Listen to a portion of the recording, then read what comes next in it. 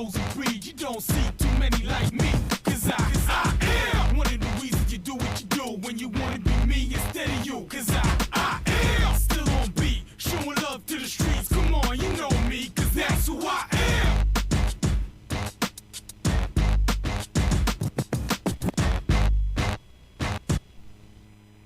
And good afternoon, Hunter Yancey, Kevin Hastings here. Shock Joxx coming loud and proud to you from the studios of KTC Broadcasting in Cherryville, North Carolina. I want to thank everybody for tuning in today, watching and listening, watching on Facebook. You can watch the replays on Facebook and YouTube as well. Of course, you can listen, as always, to the podcast on your iTunes, Spotify, and wherever else you hear your podcast. Today, we got a slightly not too busy day with no football games this weekend to really break down. We've already talked about some of the other games from this past weekend.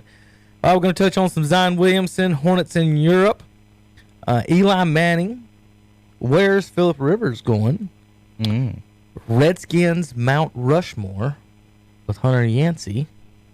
I know 3 off the top of my head. We'll see how far we go with that. And a little bit more. I want to thank everybody, like I said, once again, for tuning in and listening and watching the Shock Joxx podcast. Tomorrow we will have a Saturday morning sports talk. We'll have Terry and Tom and the gang in for more of that, more fun for that. All right, Hunter, let's start off. Eli Manning retires yesterday. Yeah. And the big argument, I guess, now is whether he's a Hall of Famer or not. Some people say yes, some people say no. We kind of touched a little bit last week or last episode talking about what are the actual qualifications, especially during the baseball. Yeah. And now we're in football, and so the qualifications come up on what is and what is not a Hall of Famer, and as always, it's just going to come down to the Hall of Fame voters on whether they think it is or not. So what's going against Eli is his record of a 500 all-time record. I think it's 171, something like that.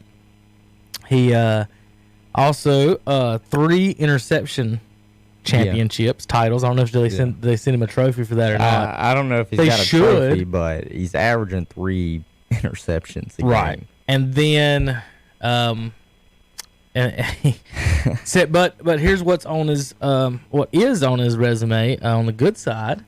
He's 7th in all-time yards and touchdowns. So he's top 10 in yards and touchdowns as a quarterback. Right. He's won 2 Super Bowls. A lot of the Army 2 Super Bowls where technically he possibly was the best player on the field for the Giants. A lot of people used to say you got to at least win 1 to get in. He's won 2, and then if you're going to say Tom Brady's the greatest of all time, well, what about the guy who beat him twice? Not once, but twice. That's the key. So Eli's got the same number of Super Bowl championships as his brother Peyton, who people will put him in top 5 when you start.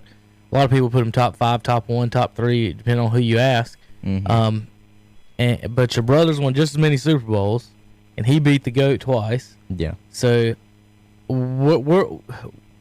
does the 500 record and interception titles basically disqualify him with the 2 Super Bowls and beating Brady twice? Is what you're kind of looking at right there. To me, it won't hurt my feelings either way, whether or not he gets into the Hall of Fame or he doesn't get into the Hall of Fame. You know, Giants fans, they'll scream he is a Hall of Famer. He brought them 2 Super Bowls. Right. You should feel that way. Right. Eli has been the epitome of Iron Man. He's been the epitome of an Iron Man. Right. He had 210 consecutive consecutive starts.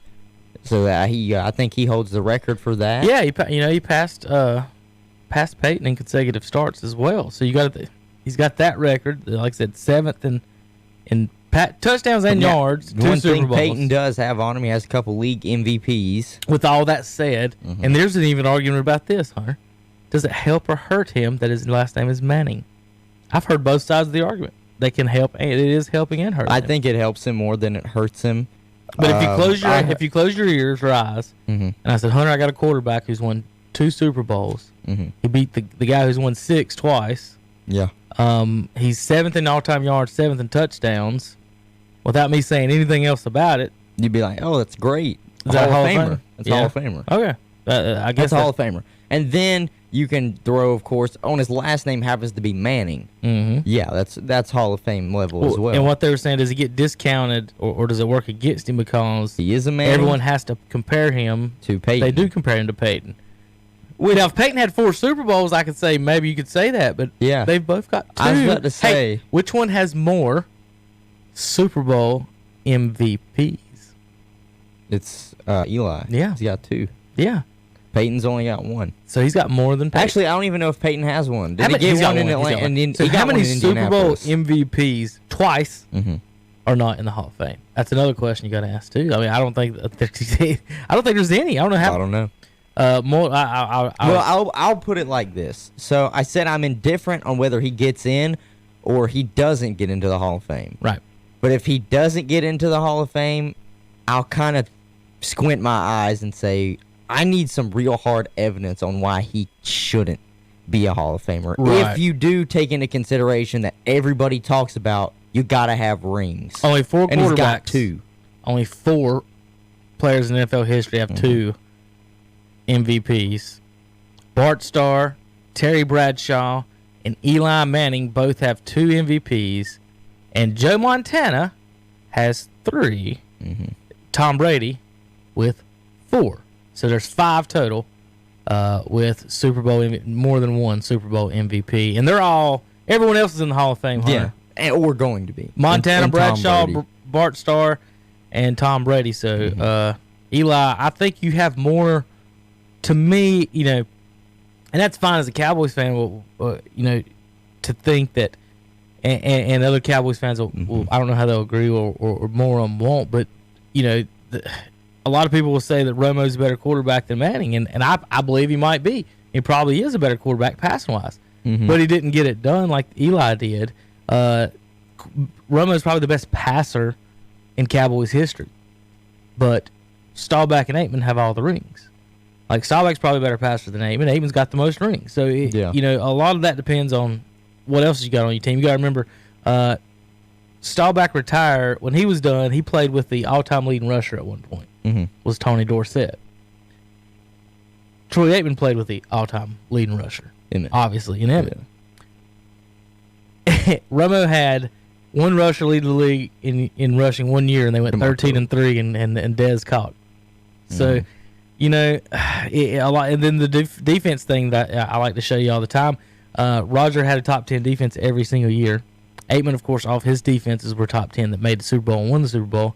Romo had 3 top 10 defenses, and there was 3 years they won over more than 10 games. So you got to look at these defenses. And that's what the people are going to talk about when they talk about Eli. They'll bring up the fact that out of 16 years, he's only had 7 winning seasons. Right. And only 5 of them were double-digit winning seasons, where I'm not talking like, I'm talking just 10 and up. Andy Dalton's had 5 of those. Yeah, he's had 5 winning seasons. He's had 5 10-win seasons. Has he? Yeah. I think it's either 5 or 5. I know it's 4 I know at it's least. 5 What winning. was the first year? I know he's had 5 Was they 9 and 7 winning. or 10? I'm not sure. This will be easy to pull up. At one time, a few years ago, they had the best record in football throughout like the first 9 weeks. He's got 4 10-win seasons. The first year was 9 and 7. My bad. That was 5 winning seasons, 4 10-win seasons. And everybody talks about Andy Dalton. His first 5 years, he had 5 winning seasons, 4 10-win seasons. And like Hunter just said, that's Eli had what, 7? 7. In 16 5 years? In 16, 5 10-win seasons 5 in 10 win 16 years. seasons. Yeah, 5 10 or plus. Right. 7 total winning seasons. Neither one of them, both Super Bowl wins. Did he have 9 in both Super Bowl wins, or did he get 10 wins in one of them? I think they were. What I know years did one they of them win? was 9 and 7. 2007. They went 10 and 6. Okay. And then Fun stat when for was the the day. next one that they won it? It was 2007 and can't remember. 2-time Super Bowl champion. We talked about this a little bit the other day, like this quarterback carousel. I mean, Andy Dalton, Teddy Bridgewater, Tom Brady, Phillip Rivers, Jameis Winston, Cam Newton, one in 2012. Ryan Fitzpatrick, Ryan Tannehill. Think about it, Hunter. We don't never talk about the Titans. In 2012, they were 9-7. Yeah, who would be a good fit with the Titans? They're the playoff team looking for a quarterback. If they have anybody else besides, think about Vrabel. Was he good friends with Brady? Yeah. If you were Brady, would you think about Tennessee? He played for the Patriots. I don't know if he's great friends with Brady because he's not technically a Belichick disciple. He did not coach under Belichick. But he played with him. He played with him. I'll say this. If I am the Titans, I don't look at anybody that's not as mobile as what Tannehill already is. Teddy Bridgewater? I would look at Teddy Bridgewater. In Tennessee? Teddy Bridgewater and Drew Brees' contracts are both up this year. Where's Jameis going to be? I don't know. Somebody's got to put him out there.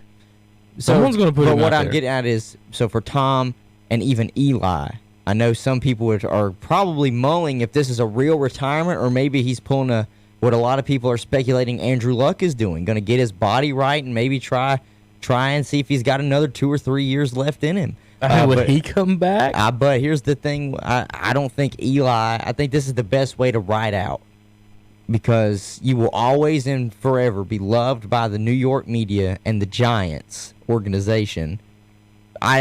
Personally, I couldn't see him in any other uniform. To me, it's the same thing with how I look at Tom Brady right now. The speculation is Tom Brady could go anywhere now, really, if somebody really wanted him. The Patriots don't sign him. See, that does. Wow. I'm one of the people that never bothers me when seeing someone else in a different uniform. At no point. Because sometimes when you see them in a second uniform, until recent, with Peyton Manning's second uniform, Denver Broncos, he had success. Sometimes when they go and put that second uniform on after being with a team for so long, the success is just not there. The system's not there anymore that they're so used to running. They're trying to do different things. That team is going to ask them to do different things than their original team is asking them. And so the success just doesn't look the same. So what I would fear is, you're walking out a perfect 500 win-loss record if you're Eli. Mm-hmm. Take it. Take it, because if you go to another team and you lose and you have a losing season, that might hurt your Hall of Fame resume more than if you just walk out right now at 500. Just walk out. You could always say I'm a 2-time Super Bowl champ, 2-time Super Bowl MVP. I think, let me see, he was an 8-time Pro Bowler. No, 4-time Pro Bowler. Wow, why'd I get that from? Doesn't matter. 4-time he went to the Pro Bowl. If I'm Eli, this is the perfect time for me to step away, especially with the changing of the guard coming in, and you're not leaving the Giants in a bad spot. You know what I can't believe they hadn't called? What? Patriots. Oh, to see it. Eli to the Patriots.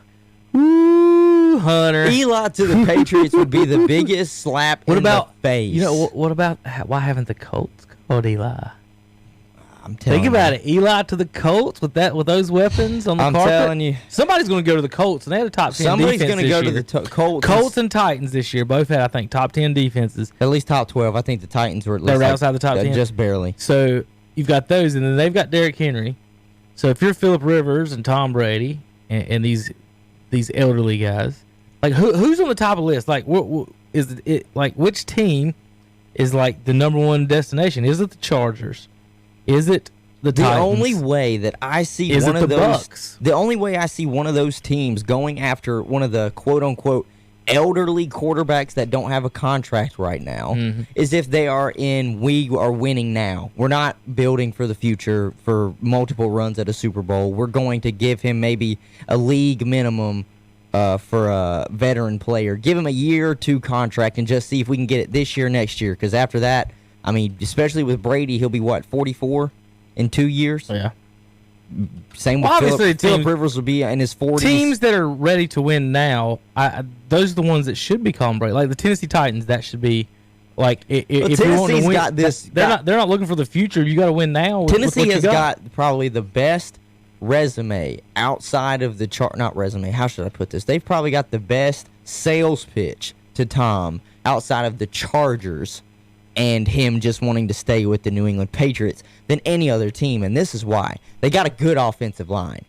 The offensive line is not just good in the run game, but they're good in the pass game too. He's got weapons. They've got a great rookie receiver in A.J. Brown. They've got weapons.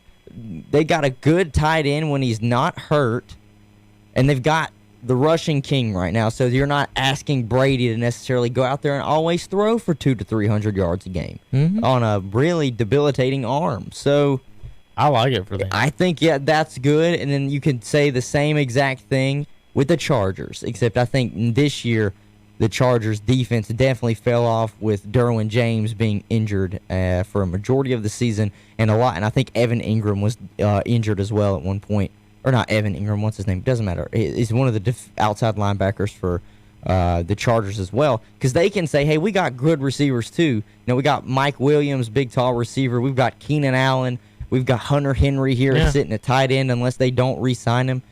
And they can say we got also Austin Eckler or Melvin Gordon out of the backfield, whichever one he wants. So both of those teams, if he doesn't decide to just stay with the Patriots, are probably the most enticing if I'm Tom Brady. Because I know I can go there with solid run games and not have to shoulder the offense. Basically like how we did this year, though. Because the run game for New England was almost abysmal. Yeah, it was almost non-existent. Oh goodness, I'm trying to flip through Burrow. Whatever. You can't hear my spelling on the radio, Hunter. Burrow. Burrow. It's a burrow. It is a burrow, but it's not Joe Burrow. Will Denver be looking for a quarterback, or are they locked in on the lock? Look, I'll tell you what. I listened to a podcast this weekend, and they had Von Miller on there, and Von Miller was talking about how they asked him, when did you know Drew Lock actually could play at this level? And he said it was during OTAs, training camp, and when they put him on scout team. And I know it's scout team, he said, but he throws a pretty ball. He throws a pretty ball. He's athletic enough to move around. They know that. So do I think they move off of Drew Lock? Or I don't think so. I think he's there. They know what they have in him right now, and if anything, he can be a stopgap for a quarterback in the next 2 to 3 years. You got him on a rookie contract. You're not going to miss anything. If anything, that's what you're hoping, is you've got a quarterback who's good enough on a rookie contract, like the Rams benefited with Goff going to the Super Bowl against the Patriots. You just got to hope that he's on a rookie contract and good enough to game manage and build around him. So if that's the case, I don't think Denver moves off of him. So I don't think Denver is looking for a team or quarterback. All right, just kind of flipping through, write down names that may be available, teams that may change, a couple rookies. Andy Dalton, Cam Newton, Tom Brady, Jameis Winston, Phillip Rivers, Ryan Tannehill, Ryan Fitzpatrick. I think Teddy Ryan Fitzpatrick Bridgewater. said he's planning on coming back to the Dolphins. 3-6. Well, that depends on the Dolphins want him back. 3-6. That's 8 quarterbacks possibly be on another team. That's free agent wise. Breeze is a free agent. Prescott is a free agent, but I don't think either one of those teams are going to probably let them go. Available rookies: Herbert, Tua, and Burrow. Those are the top 3 quarterbacks. Right. People are talking Possible about. changes, but we don't know. Do the Raiders stick with Carr, Broncos Locke, Bears Trubisky, and Redskins Haskins? And then on the retired list, Eli and Andrew Luck. Any teams, anything I'm really missing there, Hunter? They're just kind of, I mean, we could either have a ton of movement. Well, I say this. We could have more. I mean, usually you don't have more than 1 or 2 teams. Right. I would say 2-3 teams that just completely change your starting quarterback, and we could have anywhere from 5 to 10 teams with brand new quarterbacks. Let's throw year. this name out there as just as a trade piece, as a trade option, and it's in our backyard in Kyle Allen. If Carolina is not really committed to him, Kyle Allen has shown enough tape to where if a team needs him, like how Indianapolis used Jacoby Brissett as like a stopgap, he could go and get paid somewhere.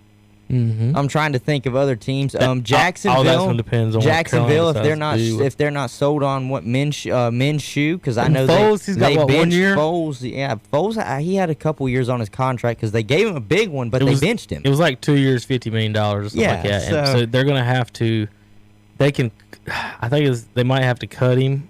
So I don't know exactly what's going to go. And if I'm Foles at this point, I think I just take the money and run. Oh, yeah. He mulled over possible retirement a few years ago anyway. I mean, you got your Super Bowl. You've been on miraculous runs. It's not going to be any better than what happened. Yeah, with it's that. not. Yeah, you're not going to go to a perfect scenario like you were in Philadelphia. It's not going to happen again. So cut and run, dude. Take it. But if that's the case, I don't really know who goes where. The name that you listed, quarterbacks that are going to be available when it comes to contract reasons, not just trade pieces, but contract reasons to keep your eye on, is Teddy Bridgewater. That's a name a lot of people are not really talking about. They'll brush over the fact that his contract is up, and so is Drew Brees. Who takes the chance on Jameis? Who's gonna? Yeah, I mean, But if you can get past the 30 interceptions, let's say Bruce. he was technically the passing champion. Let's just say he doesn't want him back. Passing title was his this year. Bruce Arians doesn't want him back, and they go somewhere else. Whether I believe Philip Rivers could be going to Tampa. Well, how about this? Kids from South Florida, why not take Teddy Bridgewater? Bridgewater's from Florida where? to Tampa. Oh. You know, it's all going to... With those weapons? Everything with Arians is... You could be like... Hunter, he said you could play with any quarterback. I'm just saying, if you bring the kid back home... Where does Jameis go? Does Miami give him a 2-year deal? I mean, Tennessee wouldn't. Not if they're sold on a quarterback in the draft. What team would actually, besides Tampa, put Jameis Winston on their roster, and he wants a big deal? Washington? No. No. If Washington... Jacksonville? Washington would go back to the draft before they took Jameis Winston. Jacksonville, maybe. If you want to bring him back to Florida, yes. Cincinnati? No, Cincinnati's basically said that Burrow is on their radar. So, where does he go? There's nowhere really for Jameis to go if he's going to be a starting quarterback other than those few teams. Well, I mean, who takes... There's a difference between keeping Jameis and taking a chance on him from another organization. So, like you said, the Redskins, would you say Jameis, is he better than Haskins? Right now, yes.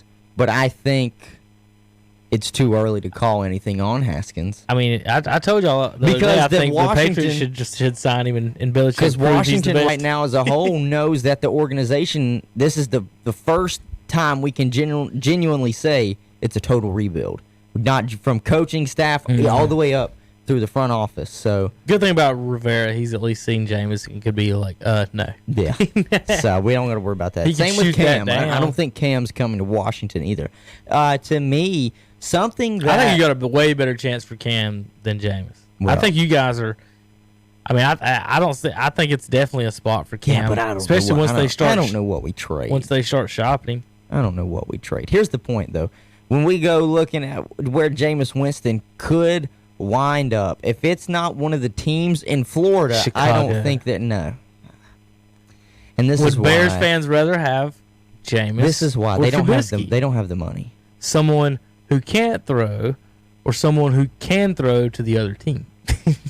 But Chicago doesn't have the money. And because here's the thing too, Tampa Bay has the possibility of franchise tagging Jameis, at least giving him another year. And if they're bad next year, they can always go with a quarterback coming out in Jameis or without Jameis. I could see really Jacksonville and Miami being in play for him if they wanted. If Miami really isn't sold on taking a quarterback in the first round, and they want to take one and groom one, Teddy Bridgewater at one point was in talks before he re-signed with the Saints to be the quarterback for the Miami Dolphins. That would be a route for them to go with, but instead of paying him a lot of money, they could just re-sign Fitzpatrick and do this all over again. Right. So where all these quarterbacks could go, the question mark is huge, but the bigger question mark is how many of them would be starting, especially with the young talent that's coming out. Well, because all right, Hunter, three of those teams... Who is going to be the New England Patriots quarterback if it's not Tom Brady? There's your key. Well, that right there. Wherever Tom Brady goes, the dominoes fall. Wherever Tom Brady signs, that's where the domino. So if you're Belichick looking at this, that's the domino effect.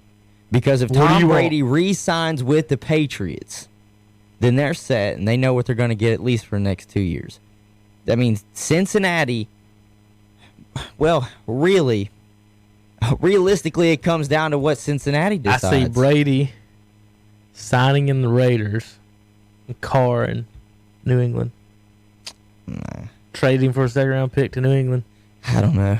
There's too many scenarios. Who does Bill Belichick want? That is the key, because he's gonna. It's not like he's not gonna get who he wants. Well, if probably. you ask me, who do I want more, Andy Dalton or do I want Derek Carr? I'm gonna lean Andy Dalton. Derek Carr's younger, but Andy Dalton's well. If he's available, because I don't know, the Saints might try and re-sign him, because I don't know how sold they are on Taysom Hill to stop being the little gadget player that he is and come in and be the true successor to when Drew Brees finally leaves. They know they can win with Bridgewater. They went 5-0 with him. Are they looking for a success, or does it? I mean, how often do teams just have a success for a quarterback and just, like I don't think the 49ers did it. When you talk about Montana to Elway, but not Elway to Young. That was 25 years ago. I'm saying, like, it doesn't hurt. It don't hurt. I mean, it don't. They just did it much. Technically with the Giants. They did a slight passing of the torch. It just don't happen much anymore in today's game, because you only got 2 quarterbacks on the roster. It used to be 3, so you just bring up whoever you want, stick on the roster, and keep the quarterbacks. And now you think they did it in it's Dallas. Tough. The thing about I don't see, like, Hill. They did it with Green Bay and Brett Favre. I don't see a problem with Hill being the backup at all. I mean, if you're looking to move on. I'm just saying, do they like what they already do with him enough to just say, we're going to stop with these gadget plays and you just take over the quarterback position? Or can they continue to use him in gadget formations and have him kind of like the Swiss Army knife just with Bridgewater? Because they can do the same thing that they're doing with Breeze now with Bridgewater. I'd call Armani and have him be my third string and then run whatever play you want to run. All right, Hunter. Yeah. I give you a few minutes. Let's think about this for a moment. Washington Redskins, Mount Rushmore players. So it's only going to be 4. Players. I can't put Joe Gibbs on there. No, you can't put Joe Gibbs. I know that's what she's going to say. You're always the guy that wants to put Bobby Cox or Joe Gibbs or well, I mean, the hot dog salesman in row 203. Unless you make it known, that's what I'm gonna do. You just they're a part of the team. Sometimes they're the most important part of the team. I'm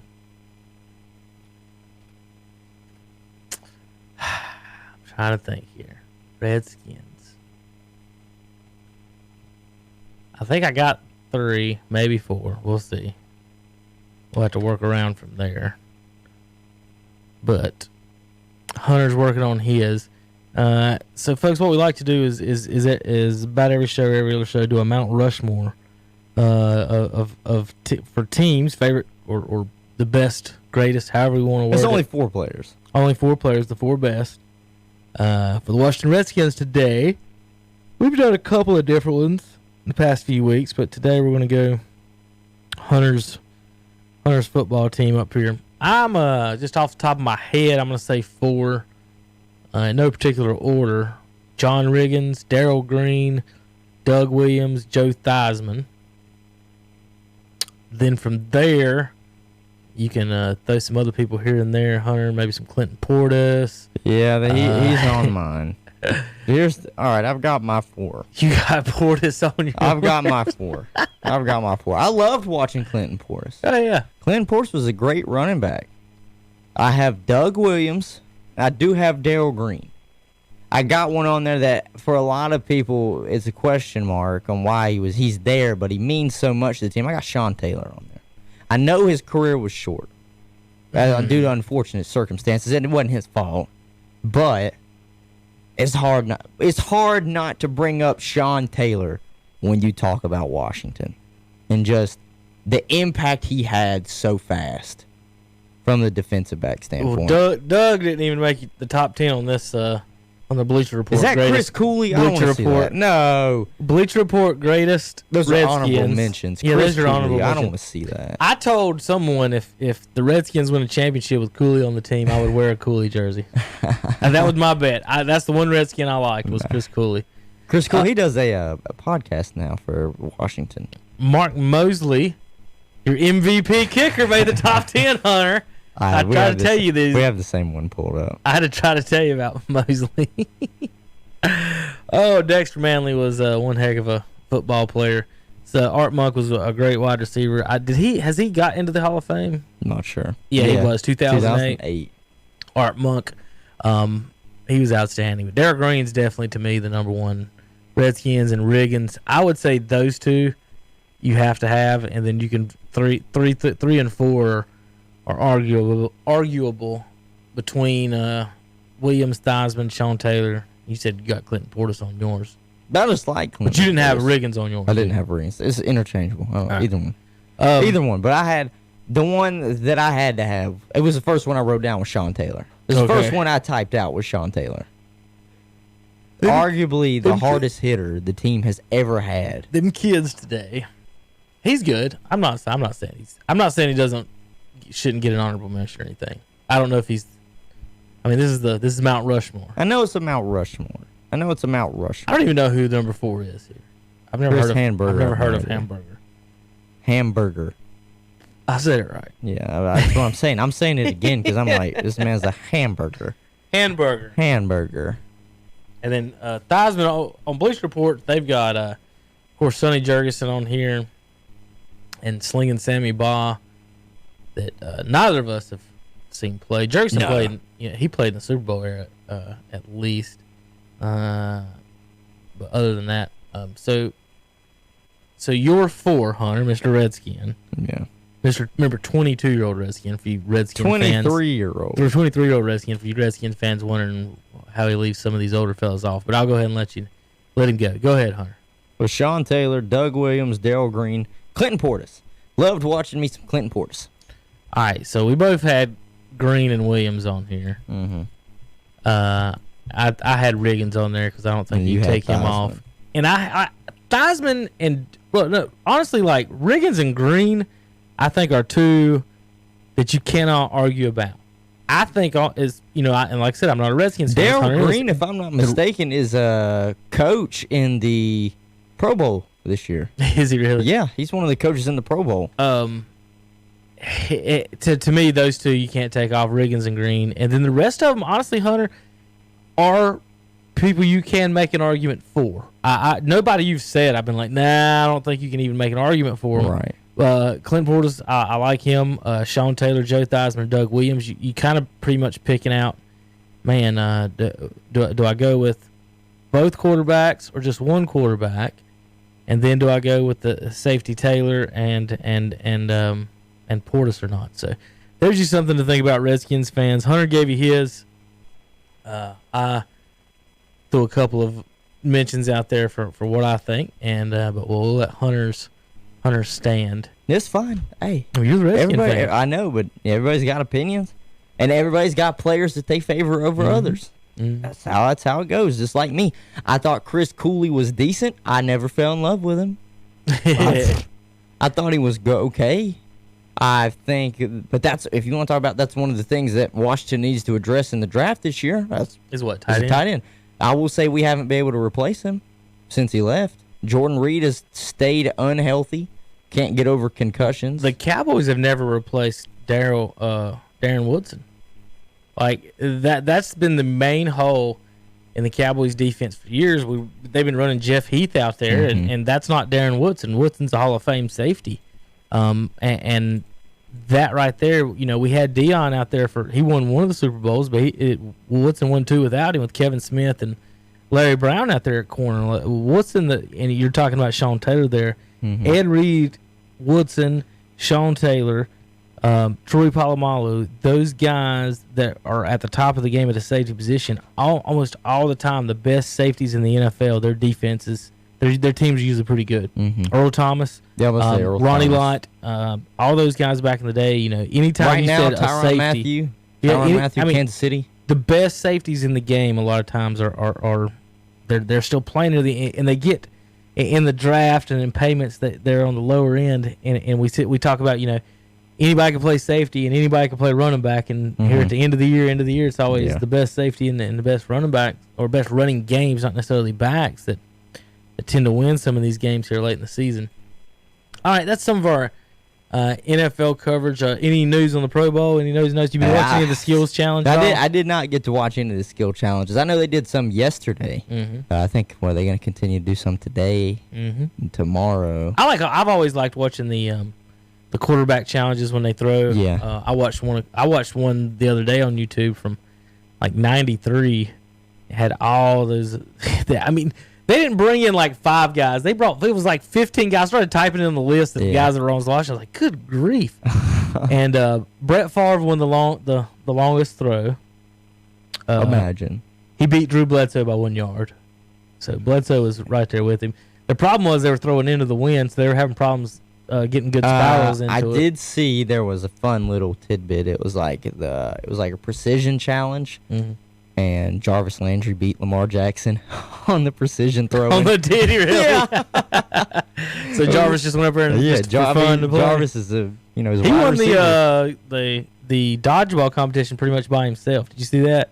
He got down to 4-1. He just started catching balls and knocking everybody out. Jarvis came back and won by himself. Got some of the best hands in football. So I was watching watching that quarterback challenge from a long time ago. I think it was '96. Had Kerry Collins in it for the Panthers.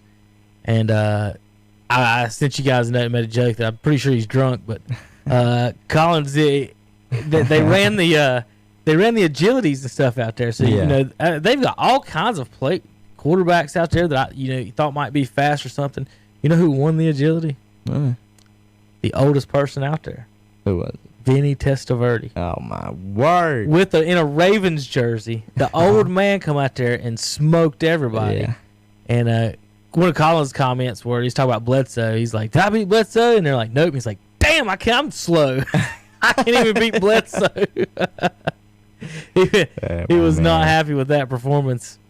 I want to try to scroll back and find that somewhere where I'd sent that, but like that was a very fun to watch. Watching those guys in the competitions, the accurate throws. I'm trying to think who. Once I see the list, here we go. I remember some of what everybody did.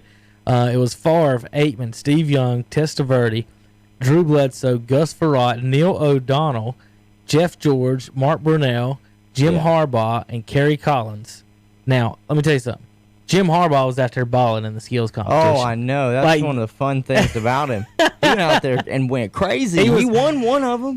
This one he was competing. He might have been this one that he won. Yeah. He was competing hard, and he was doing pretty good. He ran well. Through Testaverde winning the running was just absolutely hilarious to me. Let's see, like I said, Bledsoe was out there. Steve Young was out there. Everybody was making fun of him because he had the weakest arm. So everybody, I mean, that was the talk, was just making fun of him. And then of course everybody knew that Favre had the actually best arm. But old Kerry Collins, he said after running the drill, he said, "Damn, I'm slow. That's so bad I didn't even beat Bledsoe. Damn it." And that was young Kerry. Like I said, he might have been drunk back then. He had an alcohol problem. Wouldn't be surprised. Kerry Collins made a Super Bowl after leaving the Panthers. Do you remember that? Who was the backup for? I forgot. Who? He was a starter in the Super Bowl. Led a team to the Super Bowl after he left the Panthers. Got beat by Trent Dilfer. I don't remember who the and Ravens the Baltimore played. Ravens. I don't remember who the Ravens beat the Giants. Played. Tiki Barber and the gang. Dude, that's somebody that I think doesn't get enough love. Who, Tiki? Tiki. Because he's a fumbler. Yeah. And a twin. Rondé was fun to watch. We never knew if it was who was running the ball. Rondé or Tiki. Rondé was fun to watch, though, too, when he was down in Tampa Bay. Yeah, but good Tiki was fun to watch. What's wild is those positions are totally different. Totally different. Positions. Running back and DB. And they're twins. And like the McCourties, one of them don't play running back. So I played both of them play defensive back. I played a set of two sets of twins that could have done well. Let's say that.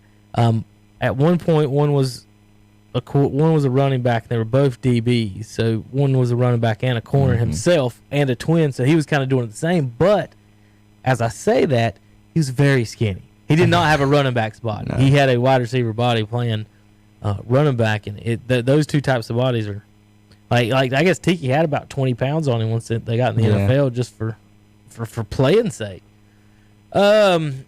All right, Hunter, that's our Antonio Brown release. Manning says bye. Antonio Brown released. Saints in a weird Catholic Yeah, thing. yeah. We're not even going Cream to try. Hunt We're not cited even for going to speeding. try and talk about the Saints. If Figure out you're what's wrong. interested, you can go and read about that yourself. Mm-hmm. A little bit of a scandal with the Catholic Church.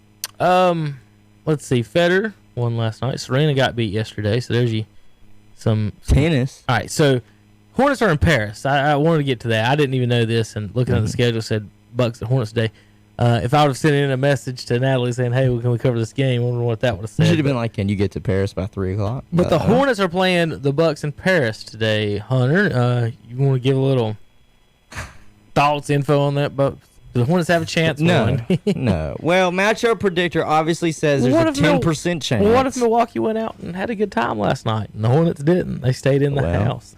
Well, Eight and Escargot. what if Milwaukee decides to rest Giannis? I mean, I don't know. But the team as a whole, Milwaukee, even without Giannis, can be dangerous. There are multiple guys out there on the court for Milwaukee, unlike Charlotte, that can create their own shot. Are the Bucks are they going to make the finals? Are they going to make the finals? I don't know. Them or the To Celtics? me, I think it is them or Boston. I wouldn't bet on Kemba. I think it's them or Boston.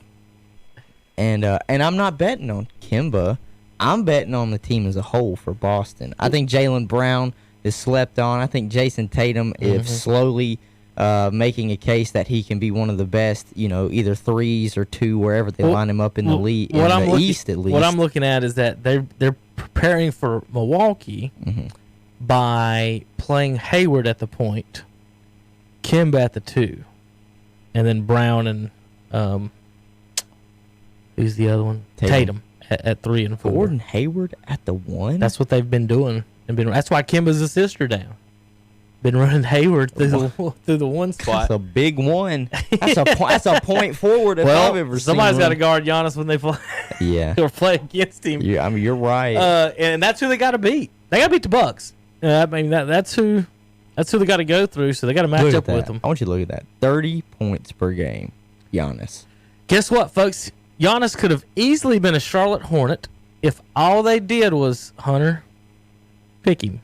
Yeah. They didn't have to trade. They didn't have to hope like they did with Dwight Howard and miss him by one spot. All they had to do to have Giannis and a Kupu Antetokounmpo. on the team was draft him, Yeah. and they did not. Just They so didn't. sad. I want you to look at that. Giannis is leading points, rebounds, and assists. 30, 13, and 6. That's a pretty good stat line. Draymond is like 8, 7, and 5. Did you see what Charles Barkley said About what? About Draymond? his triple single or something else? Yeah, his triple single. He was Yeah. like, Draymond been real quiet since he's averaging that triple That's his single. career. People just hating. And then Draymond thought he clapped back when he said basically said I couldn't hear him over my rings. Yeah. I was like, well, you basically pulled a Michael Jordan. I'm right there. gonna say this for Draymond.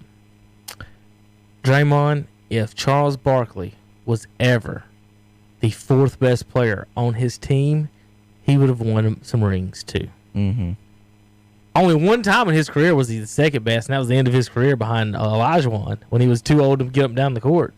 At no point was Charles Barkley the 2nd best player on his team ever, much less the 4th best player. Even if you want to give Draymond that, the 4th or 5th best No, player. even today, I'll say this. Say they don't move off D'Angelo Russell, Klay Thompson's back, Steph Curry's back. Draymond's the 4th option on that offense. 4th, maybe even 5th. I don't even think he is. Maybe even 5th if you think about going to... He's a last resort. He's never Cauley-Stein. an option. He's a last resort. I wanted Golden State to get Dwight Howard. I was pushing that last few Well, years. I mean, that brings up, I know we just talked about briefly, the game over in Paris, but the NBA trade deadline is coming up.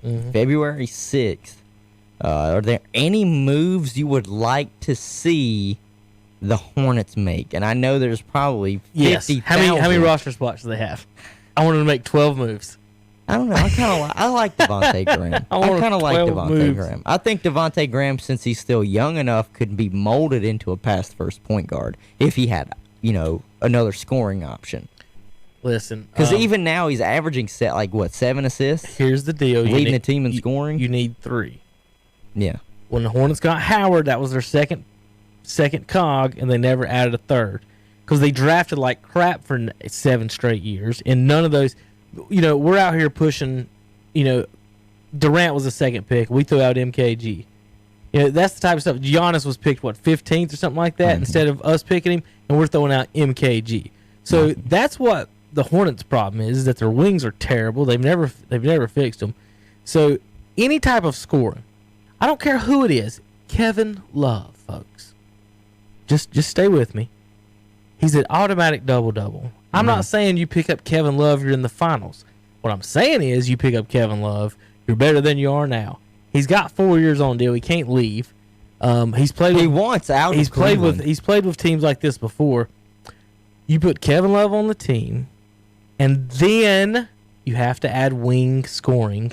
Then you got yourself a ball club. But you got to have wing scoring. Can play a big 3.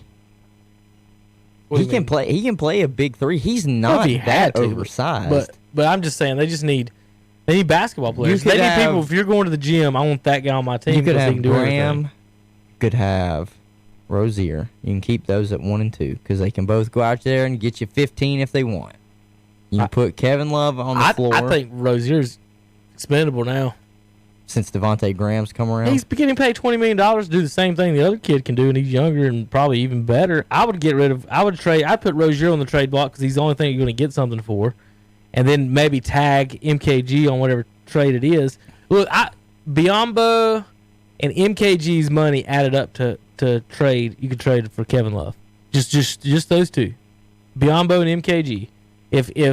And they're both expiring contracts. So if Cleveland's looking to get some money and get rid of that and do that, that would be a perfect destination type move for Cleveland as well. Hornets got to make a decision. You got 2 choices. You have to build your team through trades or build your team through drafts and the free agency. If you don't have the cap space, you can't do anything but draft good and make trades. And if they're not willing, they haven't committed to they've never committed to not having just cap space and they've never committed to free agency. Right, they've always been a dumpster for other teams to put the long contracts on us. They'll send us Biyombo for 4 years or someone like that. And Hornets need to. I don't know if they're just trying to make money or compete or what they're trying to do. And without having wing scoring, that's the biggest thing. Here's another thing. Another team that's probably going to have to look to making some moves so that they're not so reliant on their point guard is Portland. I think Portland needs to look to make some moves because Damian Lillard, his back has got to be hurting just as bad as yours is right now. He is carrying this team. Last 4 games, 47 points, 61 points, 34 points, 34 points, and they're 1 and 3. I try to tell you guys this all the time. It's so hard to lead your team in scoring and winning as a point guard. It's just there's other people on the court. Now, if you're scoring, Hunter, on kickbacks, so you've already brought the ball up, you've thrown it to someone, then they kick it back to you. Right. Allen Iverson used to say, don't throw it back to me if you want the ball. Mm-hmm. Once I give it up, if you give it back, I'm shooting. There's only 24 seconds in a shot clock. I'm taking it. Right. These point guards, only 3 won the championship leading their team in scoring in NBA history. You go up and time again, you go up the court. If the point guard has the ball as a big man or guard, you're running the court looking to get a pass to you in some capacity. Mm-hmm. When Russell Westbrook and Kemba Walker dribble up the court and pull up their little jumpers from 15 foot, that ruins all flow. I've been on a ton of basketball courts. The guy that gets the rebound, if he takes the shot, everyone else next time down the court won't run down the court if he's taking the shot again. And you'll start having big men that won't fill the lane, that won't follow down the court. And it just turns into something different. Yes, the kid is awesome. Yes, the kid is fun to watch. Yes, the point guard can play. And he can score. But like a pass-catching running back or a running quarterback, that's really what you're that's not your first option, and if it is, it's tough to have a last ditch option somewhere else. Like, what if Lillard's not scoring? I know McCollum can play, but can they feed anybody inside? Do they even play inside in the NBA at all? Not anymore. No, not anymore. They got Hassan Whiteside. They got Melo, who, to be honest, Melo's not playing awful. He looks like he's almost revitalized himself. I think they got one. That roster looks good. They just added Trevor Ariza. I mean, what's wrong with the roster? Is it the point guard shooting too much then? If he backed up to 20, what I'm saying is, as a point guard, think about it. If you average 25, let's say Kemba would average 25 and 5. Okay? What's the difference if you average like 15 20 and 10? Well, yeah. Because you're getting the same number of points, but you're getting others involved. Right. Well, is it better for the point guard to be 20 and 10 or 25 and 5? To me, on every team I've ever been, the guys that get the 10 assists, they help the teams better and more. The 20 and 10 is better much from your point guard than 15 and 5. And it's, I mean, I've been on plenty of basketball courts pickup games where I know I'm the leading best scorer on the team, and we go out there and I'm like, man, it's gonna be tough, guys. We're gonna have to work hard because I got to bring the ball up, pass it to someone else, get open, find the ball back again, then get in my spot and shoot. It's so totally. It's a different strategy of basketball sometimes, and I just don't think they can win like that. If McCollum was leading, I think that leading scorer for them, I think they would just be winning more games. When Durant and Westbrook was together, it would just blow my mind how Westbrook could manage to take more shots than Kevin Durant. You should just live off Kevin Durant coming off screens. That's one of the things, though, too, is it not a coaching problem then? Oh, yeah, definitely.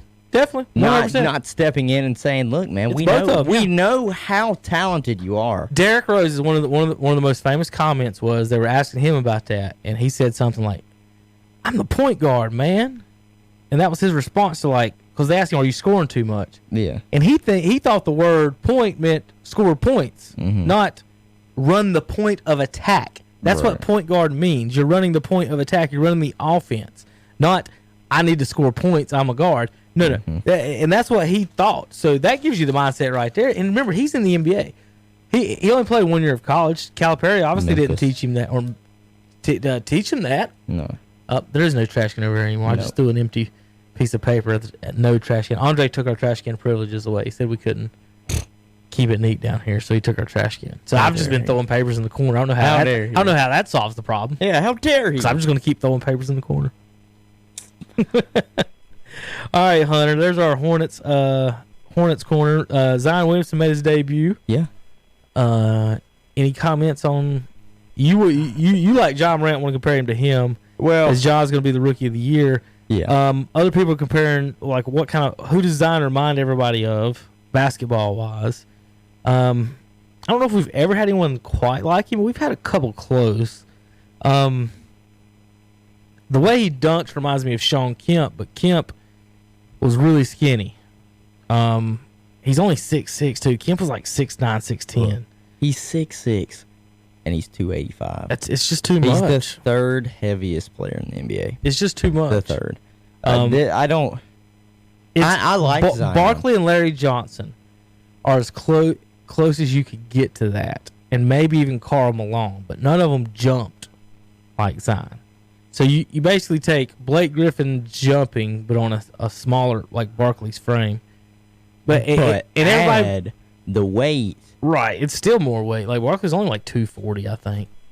Something like that. If he was 240, you're talking about an extra 45 pounds. Yeah. Same height. People are getting mad at 250, 6'6", 250.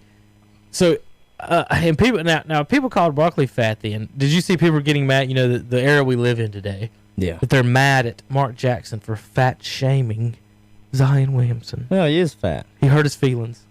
Is that where we're at? We're worried about the feelings of Zion. Zion looks like his optics. He looks fat. Now I know a lot of that is that's not basketball shape, folks. No. That's all Barkley. That's all they're saying. He's not basketball shape. No, did you see how slow he would look at times coming down the floor when he got the ball? He didn't look. You could tell he had been out for substantial time. He never really could get a full grip on the ball unless it was those spot-up threes that he would just take. If he tried to drive the lane, sometimes he would lose it. Because what you're glancing over as well is, sure, he had 17 unanswered points. He scored 17 straight. He finished with 22 points, 7 rebounds. He had 5 turnovers.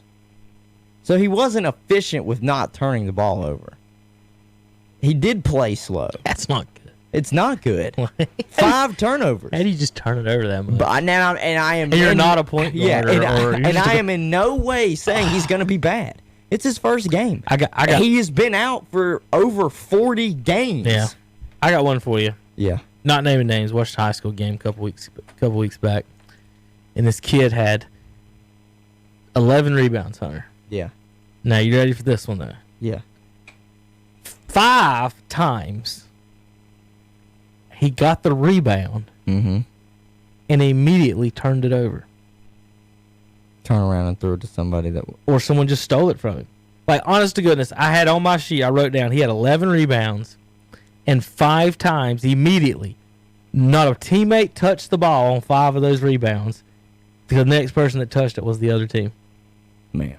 That's just that's half bad luck, half you got to do better than that. Yeah. But yeah, those 5 turnovers look quick like that. That's without, like, I'm not saying I've never had 5 turnovers again. What I'm saying is that when I had the turnovers, I was trying to make a play, like throwing a pass to someone or something like. But Zai's not really the ball handler for that team, is he at all? No. They got Zoe. They got Brandon Ingram. They got Drew Holiday. Drew Holiday can walk you out there and get 20. Are the Pelicans making the playoffs? They're what, 2 or 3 games outside of the 8th seed. They had an opportunity to get closer if they would have beaten the Spurs the other night. I think they play again tonight. I think I heard somewhere they play again tonight against the Nuggets. It's just not going to be televised. Okay. So they've got opportunities, and this is, to them, you need to play Zion as much as you can right now.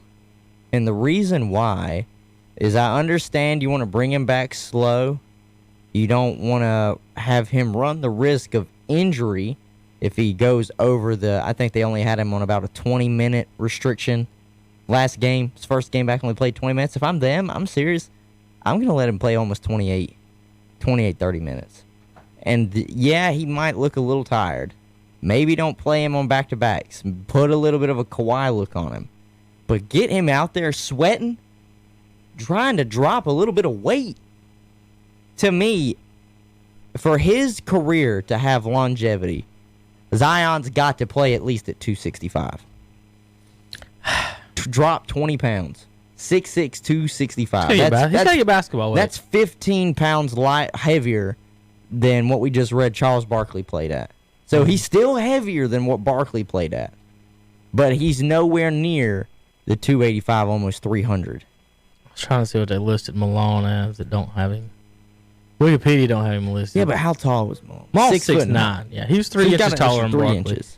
What I was going to get at is everybody thought Malone was a little big for, like, weight. You know, he lifted a lot of weight. He was one of the first people to get into the weight lifts. And Barkley was bigger on the weight size. They're both sitting at 250. So he was more trim than Barkley. As I said, Barkley was a little chunkier. And then look at Shaq and what Shaq was when he went out to Los Angeles. Shaq was not always the thin-framed dominant force he was in Orlando. Folks, let me put it this way. For you older folks, Oliver Miller. I don't know if you even know who that is. The Big O. He played center on Barkley's Phoenix Suns team that played the Bulls. I'm going to show you how big he looked. Good God. Hunter, this is Oliver Miller. He weighs 280. 6'9", 280. And Zion weighs as much as him. Zion weighs more than he does, 3 inches shorter. Now, these are after the Suns years. That's probably where they listed him, was the Suns. But he got big. Like, look at that. Man. It looks like good Lord. That's just he looks like he's at the beach, just a big tank top that barely gets on him. Here you go. There's Miller 92. There's how he got bigger and bigger and bigger and bigger. Definitely got a little 10 years, he probably put 40 pounds on. That has to be his son's weight, 280. He can't be those other two. Those other two pictures. Woo! Some big boys. Huh. I mean, look. Oliver Miller. He weighs as much as Oliver Miller. They've crazy. got Shaq, What do you got him listed at? Shaq, 7'1", 325. 325. That's a good guess. I knew he was in there. 7'1", 325. All right, there's Miller and Barkley against each other. So it gives you kind of a look at. I'm telling what he you, looked Zion, I'm just saying, man, for your longevity, you got to drop 20 pounds. Well, the thing, And it's doable with just diet. right. What's going to get him is the if he didn't jump like Oliver Miller and him didn't jump, it might be a little different. But he jumps out the gym, so he's going to be. Think about every time he leaves his feet. He's coming down That's 200. yes, Yeah, almost 300 pounds of force onto his knees. on his knees, And that's what he knees already and had ankles. surgery on. That's why he was out for 40-plus games. He had cleanup surgery on one of his knees after the summer league. I mean, think about it. If he lands on another person's foot of 280 pounds coming down, he probably hurts the other person, but also his ankles. That's a big thing, man. I'm worried about his Steph Curry ankles here. So, they said Steph had the paper mache ankles, but if you're dropping 300 pounds of force on your ankles at a time, that can't be good. Have you ever heard? They say this about Zion. So while he's playing right now, 285 is not bad, but he's 1 weekend away. One good weekend away from it getting away from him. He's one good weekend away from it getting away from him. All right. But I mean, do you not kind of see what I'm saying though? Like, I know they want him on a minutes restriction, but Pelicans are very close. You have got to play him for a little, like each game. Give him an extra 4 minutes. Just be like, hey man, we got to get you in shape. We have got to get you in basketball shape. Pelicans are 44 games out of a playoff spot. They probably should just play him a lot and just let him play in shape. That's just something that. That's what I'm saying. Like, not in there 20 minutes. No, just two extra minutes at a time. Whatever your plan is. You only want him playing like 5 minutes a quarter. I mean, yeah. So like I would, they probably he needs to be running. I'm not a physical therapist. The thing is, too, they're saying they're trying to reteach him how to walk, how to run, and Portland's how to jump. Portland's in 10th. Pelicans are in 12th, and we're talking like these two teams. Like they got some squads. And they're in 10th and 12th place. They got some squads. Jackson Hayes has come around really for the Pelicans. I'm surprised by OKC. I'll say that. Yeah. And the Jazz keep on winning. Well, Oklahoma City, I was typing this out when they came to play against the Hornets.